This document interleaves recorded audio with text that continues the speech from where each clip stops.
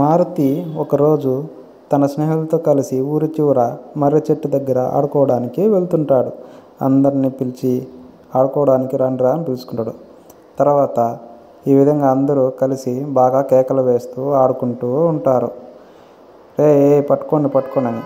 అప్పుడే ఆ చెట్టుపై ఉన్న బ్రహ్మరాక్షసి వీళ్ళ అరుపులకి నిద్ర లేచి ఎవర్రా వీళ్ళంతా అని చూస్తుంది. చూసి కిందికి వాళ్ళ దగ్గర సడన్గా ప్రత్యక్షమవుతుంది.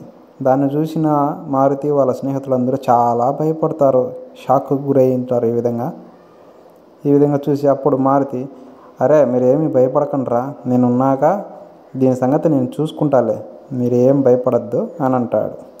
అప్పుడు బ్రహ్మరాక్షసి, అబ్బా నువ్వు చాలా ధైర్యవంతుల్లా ఉన్నావే, అయితే ముందు నిన్ను తిని తర్వాత నీ స్నేహితులందరినీ తింటాను అని అంటుంది. అప్పుడు మారుతి, సరే రా తిందువు నన్ను అని కాలుతో దాన్ని బాగా ఫైట్ చేస్తాడు. దాంతో అందరూ ఆశ్చర్యపోయి తన స్నేహితులందరూ చూస్తూ ఉంటారు. ఇలా మారుతి దాన్ని ఎగిరెగిరి కొడతాడు. ఈ విధంగా ధైర్య సాహసాలతో చాలా ధైర్యంగా దాన్ని కొడతాడు బాగా. అప్పుడు అది చాలా భయపడి కింద పడి లేచిన తర్వాత పారిపోతుంది, అక్కడి నుంచి వెళ్ళిపోతుంది. ఈ విధంగా పారిపోతుంది.